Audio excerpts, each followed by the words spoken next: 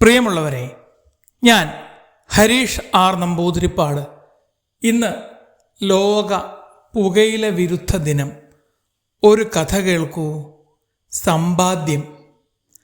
അല്ല, ഈ മാല വാങ്ങാൻ എവിടെ നിന്നാണ് പണം? തങ്കുക്കുരങ്ങൻ മോൾക്ക് സമ്മാനിച്ച മാല കണ്ട് തങ്കിക്കുരങ്ങത്തി ചോദിച്ചു. പണിയില്ലാത്തൊരു കാലത്ത്, പണമില്ലാത്തൊരു നേരത്ത്, എവിടുന്നാണീ പൊന്മാല? പറയൂ ചേട്ടാ നീ സത്യം. ഇതു ഞാനൊരു ചിട്ടി ചേർന്നുണ്ടാക്കിയതാണ്. ചിട്ടിയോ? അത് കൊള്ളാം. അപ്പോൾ നിങ്ങൾക്ക് മിച്ചം പിടിക്കാനൊക്കെ അറിയാം അല്ലേ? ഞാനും മിച്ചം പിടിക്കാൻ പഠിച്ചു. ഈ പണം എങ്ങനെ ഉണ്ടായതാണെന്നോ? പുകവലി നിർത്തിയ ദിവസം മുതൽ കൂട്ടിവച്ച പണം കൊണ്ടു ചേർന്ന ചിട്ടിയാണ്. ഇനി പുകയില മുറുക്കാൻ വാങ്ങാനുള്ള പണവും ആശുപത്രിയിൽ കൊടുക്കാനുള്ള പണവും ചേർത്ത് ബാങ്കിലിട്ടിട്ടുണ്ട്. അതും ചെറുതല്ലാത്ത തുകയുണ്ട്. തങ്കി പണ്ടത്തെ കാര്യം ആലോചിച്ചു. പുകയില തെറുത്തു വലിച്ചു കയറ്റാത്ത ദിവസമുണ്ടായിരുന്നില്ല തങ്കുവിന്.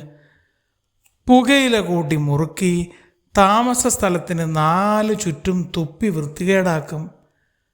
പച്ചക്കറികളും പഴങ്ങളും പൂച്ചെടികളും നട്ടുപിടിപ്പിക്കാതെ ചുറ്റും പുകയില വച്ചുപിടിപ്പിച്ച് തങ്കു ഒരു വിചിത്ര വാനരനായി ജീവിച്ചു. മറ്റുള്ളവർ അവനെ കളിയാക്കും. പുകയില നട്ടു വളർത്തുന്നോൻ, പുകവലിക്കേറെ പ്രിയമുള്ളവൻ, പുകയില കൂട്ടി മുറുക്കിത്തുപ്പി നിറമുള്ള ചിത്രം വരയ്ക്കുന്നവൻ. മുറുക്കാൻ തുപ്പൽ കൊണ്ട് പൂക്കളം വരയ്ക്കുന്ന തങ്കുവിനെ കൂട്ടുകാർ എപ്പോഴും കളിയാക്കും. അതൊക്കെ പുച്ഛിച്ചു തള്ളുകയാണ് പതിവ്. ഒരു ദിവസം മറ്റാരുമില്ലാത്ത നേരത്ത്, തങ്കി ഉറങ്ങുന്ന സമയത്ത്, മക്കൾ 2 പേരും കൂടി കരിയിലയിൽ പുകയില നിറച്ച് ചുരുട്ടി കത്തിച്ച് വലിക്കാൻ തുടങ്ങി. മൂത്തവൻ ചുമച്ചും തുമ്മിയും ആകെ അവശനായി. ഇളയവൻ്റെ ശ്രദ്ധക്കുറവ് മൂലം ദേഹത്താണ് തീ പടർന്നത്. ഒരുവിധം കഷ്ടപ്പെട്ട് തീ അണച്ച് കുഞ്ഞിനെ രക്ഷപ്പെടുത്തി. പാവത്തിൻ്റെ ദേഹത്ത് കാര്യമായ പൊള്ളലേറ്റു. അന്നു നിർത്തിയതാണ് തങ്കു ഈ ദുശീലം. അവൻ പുകയിലച്ചെടികൾ മുഴുവനും പറിച്ചെടുത്ത് ആഴത്തിൽ മണ്ണിനടിയിൽ കുഴിച്ചിട്ടു. അതിനു മുകളിൽ മരത്തൈകൾ വച്ചുപിടിപ്പിച്ചു.